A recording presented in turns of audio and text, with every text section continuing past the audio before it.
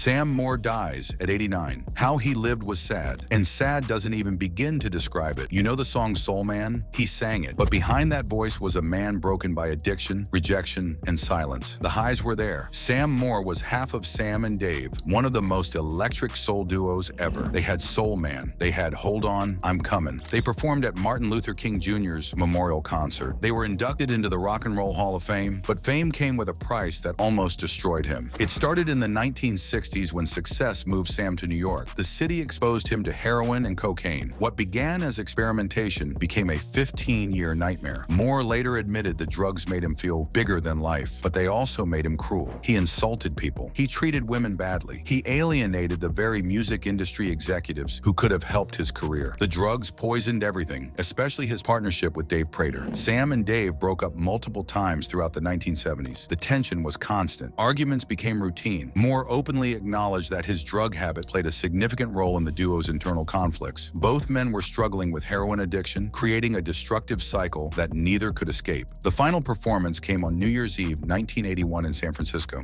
After that show, Sam Moore and Dave Prater never spoke again, not once. The silence lasted until Prater died in a car crash in 1988. 7 years of complete silence between two men who created some of soul music's greatest hits. Moore successfully kicked his addiction in 1981, but the damage was done. Record executives were wary of giving him a fresh start. His drug history made him untouchable. Even worse, the market still demanded the Sam and Dave brand. Not just Sam. He was famous but unwanted, a legend without a label. The industry's rejection went deeper than just wariness. Moore faced a cruel double bind. Not only did record labels hesitate to work with him due to his past, but audiences only wanted to hear the Sam and Dave hits. He couldn't escape the very identity he was trying to move beyond. This created a professional prison where his greatest successes became his biggest obstacles. The turning point came when Joyce McRae entered his life in 1982. She didn't just support him, she ordered him into rehabilitation. Moore credited her with saving his life. By 1983, he made the courageous decision to go public with his addiction. This transparency marked a significant shift as he became an anti-drug advocate. But going clean didn't fix his career problems. Moore spent his later years performing on cruise ships and oldies shows.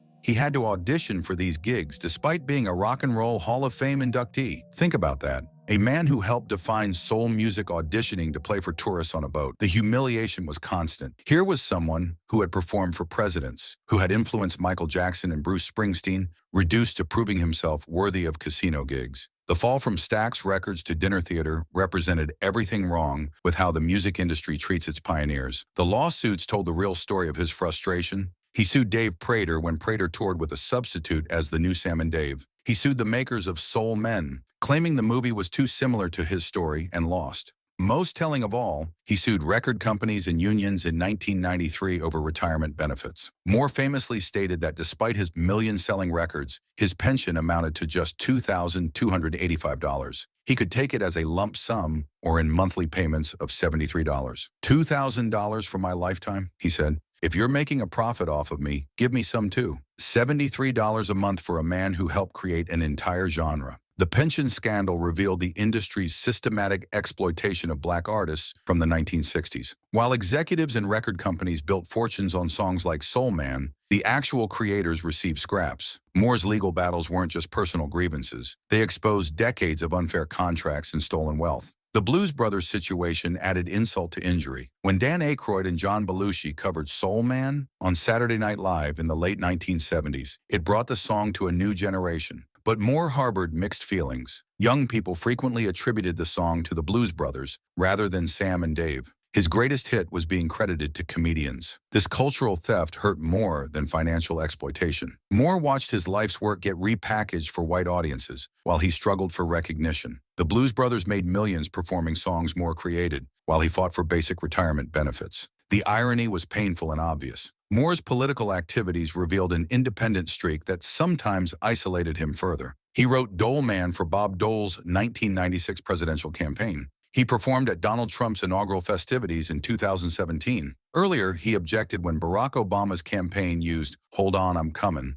These choices painted him as unafraid to express controversial views, but they also limited his opportunities in an industry that leaned heavily Democratic. His advocacy work became meaningful later in life, though it couldn't undo the damage already done. Moore leveraged his personal experience to support others struggling with addiction. He documented his journey in a book with Dave Marsh. Joyce became his business manager, and together they championed artists' rights, focusing on royalty and pension issues. Their efforts stemmed from their own challenging experiences with industry exploitation. The irony was stark. Moore spent decades fighting for fair treatment while watching younger artists benefit from the protections he helped establish. His battles paved the way for better contracts and artist rights, but he remained trapped by deals signed in less enlightened times. Moore continued performing well into his 80s, driven by both passion and financial necessity. He collaborated with Bruce Springsteen multiple times. Springsteen called him the greatest living soul singer on the planet. In 2023, he joined country musicians in a tribute to George Jones. At the time of his death, he was working on a gospel album dedicated to his mother. Even these later collaborations highlighted his reduced status. Instead of headlining his own tours, he appeared as a special guest or nostalgia act. The man who once commanded stages at the Apollo Theater was grateful for any opportunity to perform. The lawsuits never really stopped throughout his later years. Beyond the retirement benefits case, he spent years battling over his artistic legacy. Each legal fight revealed not just personal grievances, but a broader critique of industry practices that disadvantage artists from earlier eras who signed unfavorable contracts when they had little bargaining power.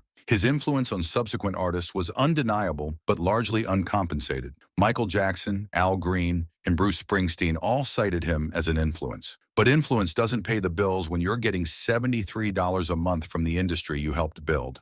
The gap between his cultural impact and financial rewards remained painfully wide. The later years brought some recognition, but it felt like too little, too late. Awards and honors couldn't make up for decades of financial struggle and professional humiliation. Moore received these accolades gracefully, but the bitterness about his treatment was never far from the surface.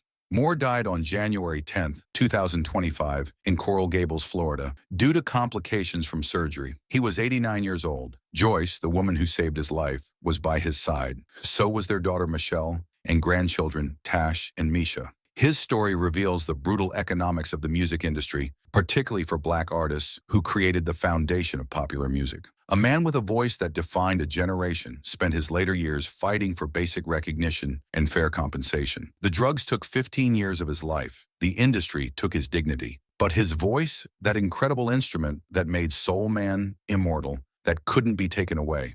Sam Moore's life was marked by extraordinary highs and devastating lows. His journey from gospel church singer to soul legend, to addiction survivor, to advocacy champion illustrates both the transformative power of music and the often hidden costs of fame. He overcame his demons, found love with Joyce, and used his platform to help others facing similar struggles. The man who sang "I'm a Soul Man" fought for his soul and won. That voice that electrified millions never lost its power, even when everything else seemed lost. In the end, Sam Moore's greatest performance might have been his recovery itself, showing that redemption is possible even after the darkest fall.